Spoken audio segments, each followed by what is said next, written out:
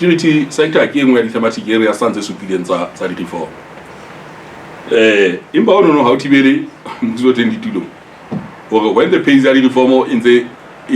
lebidi ya di-reform ntse le tsamaya ebe jwale mmuso ona o etsa hold back business in yana letsatsi letsatsi ya o tsamaya di-institutions tsa setjhaba tse bodiseng ba ona mmuso e le hore taba ena ya ho etsa review taba tsa terms of service tsa security agencies le haeba mohlomong di le teng ka bo di-reform ha o thibele mmuso hore o eme hore re tla ema ho fihlela 2030 ha o bua ka di-security reforms kapa ka di-sector reforms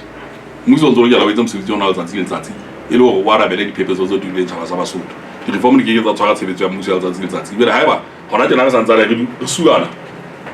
re qadile ho tloha 2011 kapa 2012 ntse re suana le di-reform tsa molao wa motheo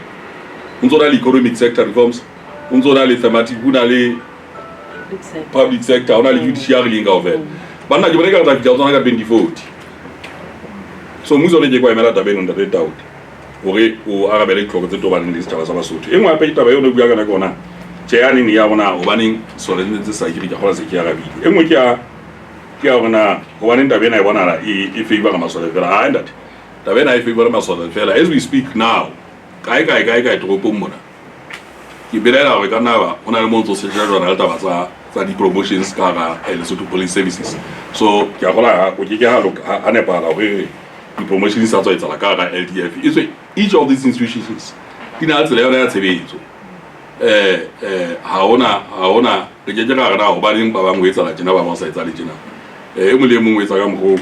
a bonang melao le diphephetso tsa tobaneng le tsona di lokela hore di etsahale jwale ka nnete ntate hae ha se taba ya ho ba favorably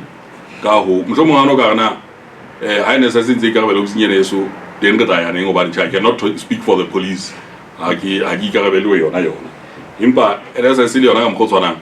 re tla hopola ga o finyane re sa tswa etsa diphetho tse kgolo haholo tseo ka nnete ke le motlotlo ke bona di ntshepisa ha ke sheba ho bona e ka ba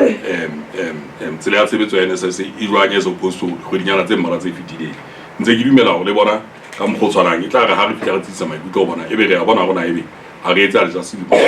ha eba ho ka bona la hlokahala le teng so hona le mo qalwang teng ntate ha re amohela hona tsena qadile ka sole ke a leboha ke